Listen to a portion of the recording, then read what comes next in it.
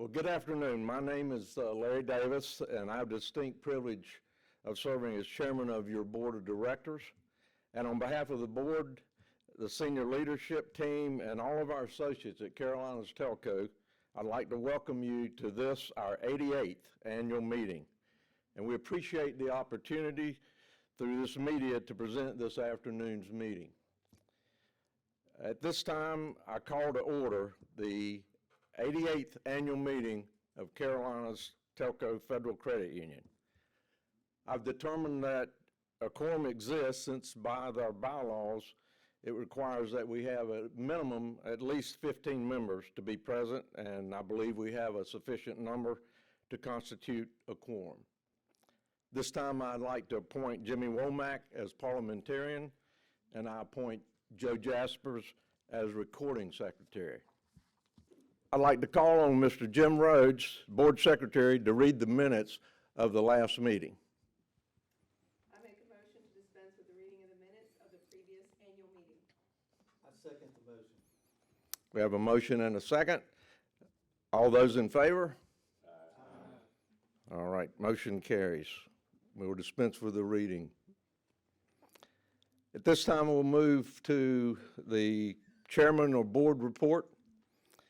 And for the chair's report, I'm going to refer you to the printed annual report, a copy of which can be obtained in the branches and is on our website for your perusal. I won't take time here today in this forum to reiterate those observations and comments from my portion in the annual report. However, let me assure you that our credit union remains relevant and viable. We maintained our financial strength and stability by growing total assets, added new members, processed new loans. We continued to generate net income and profitably managed our investments in 2021.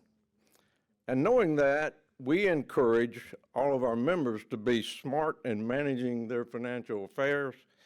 In the same way, we managed our operating expenses, and they continue to be low compared to our peers. In looking to the future, the successful completion of our core conversion has enhanced our technology platforms and will provide the framework for expanding future products and services.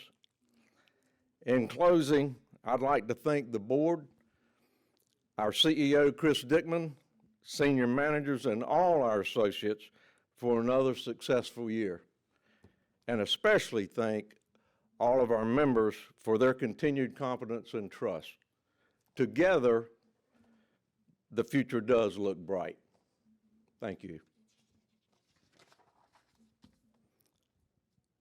Now I'd call on Mitch McIntosh to come and give the treasurer's report. Hello, my name is Mitch McIntosh. I have the honor to serve as your credit union treasurer, and I do have the privilege to cover the treasurer's report with you at this time. It is a privilege to share with you the good information that is in our financials for 2021. What are some of the highlights? Net income, $2.6 million. We had an increase in member shares of 46.6 million. Net worth ratio, 13.18%. Very outstanding numbers. And this is in the face of a couple things. One, we lived through another year of COVID. And the second thing is, as you've heard, even as our chairman said just a few minutes ago, we put forth investments in a newer core, in the core conversion, to plan for this credit union's future and our ability to better serve you. So with that, that's my treasurer's report. Thank you. Thank you for that good report, Mr. Treasurer. All right, now I'd call on Daniel Lugo, Chairman of the Nominating Committee, for his report. Hi, I'm Daniel Lugo, the Chairman of the Nominating Committee. And the Nominating Committee consisted of myself, Anna Hampton, Leland Haywood, and we met on Thursday, February the 3rd, to consider nominations for vacancies on the Board of Directors. The committee took into consideration the following on arriving at its decision: the prior experience obtained while serving on the Board of Directors, the dedication to the job exhibited by each of the nominees, and the overall effectiveness and continuity of the input of the nominees. After due deliberation, the committee does submit unanimously for nomination the following for a 3-year term expiring in 2025: Larry Shumpert and Mitch McIntosh. Mr. Chairman, I move the nominees be elected by acclamation. I second the motion. I declare then the nominees elected by vote of acclamation. Thank you to the nominating committee. I'm going to call Mitch McIntosh again to present this year's Carolinas Telco Federal Credit Union Legacy Scholarship winners. Hello again. This is a very special moment for me in our agenda each year. As you know, we started a few short years ago giving back to the youth and helping their education offset a lot of the rising cost in their education in their preparation for the real world. Last year, I want to point out, we did increase the scholarship amount from $1,000 per recipient to $1,500. This year, I'm honored to give to you the 6 recipients for this year. First, Audrey Wessinger.